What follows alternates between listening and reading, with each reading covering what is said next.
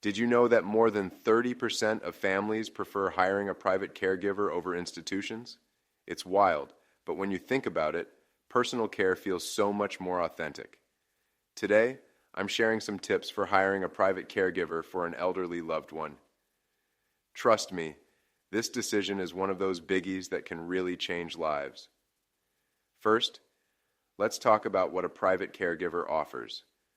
Unlike working in a crowded facility, a private caregiver focuses solely on your loved one. It's personalized care, right in your home. Everything from helping with daily routines, offering companionship, to even providing medical support, it's covered. It's like having a friend who happens to also be a care pro.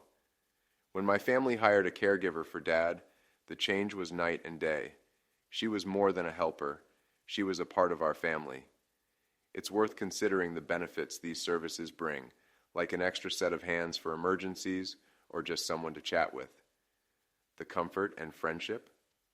Priceless. But before you dive in, it's crucial to assess the specific needs of your loved one.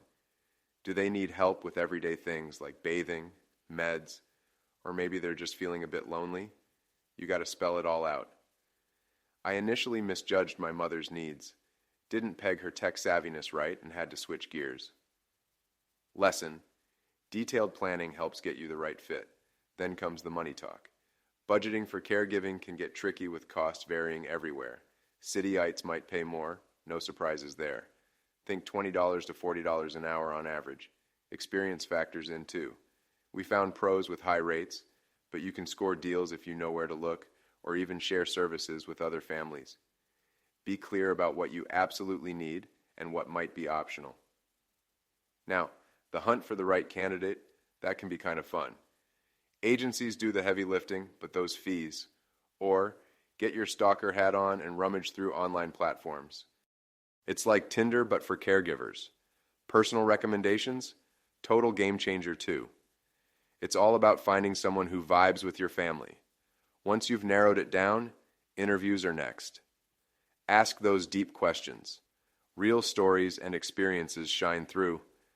I once skipped a candidate because vibes, Turned out they were a bad apple anyway.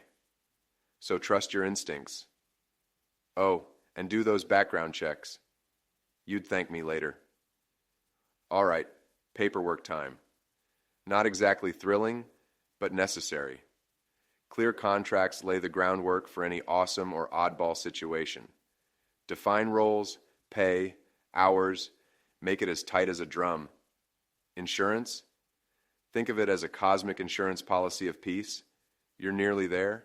When it's decision time, you juggle logic and emotions.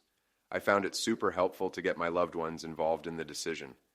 Empower them to make this change their own. Sometimes a little trial period helps test the waters too. Nailing this decision isn't just about finding help. It's about bringing in someone who can bring light and joy. You're building a richer support system after all. Feel ready to start your search? Kick off with assessing those needs and hit the ground running. Got some caregiver stories or tips to share? Drop them in the comments. Let's swap notes and supercharge our journey to getting our loved ones the care they deserve. If you found this helpful, don't forget to like, share, and hey, hit that subscribe button. Catch you later.